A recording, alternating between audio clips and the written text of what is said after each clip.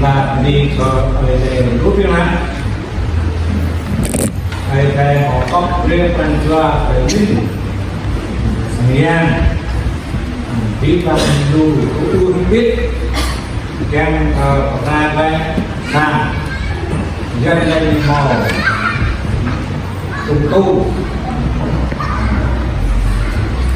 ra về lòng ra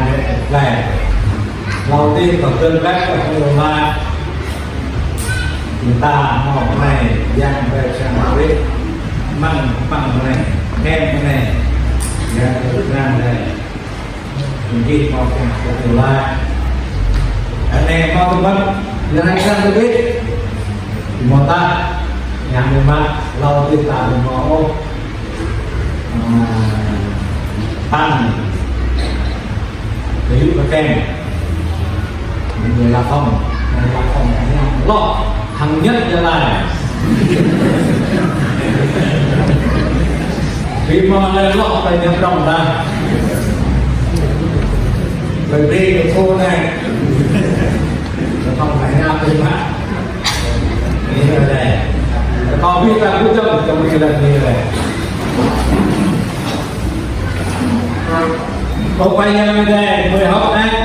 ác đi mà giờ cái mong tóc của đơn minh bác của đơn chua thì thật sự tim này kem bạc rang ra ruso hàng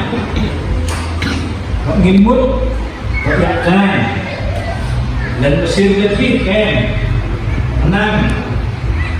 thằng lan lần phải giúp các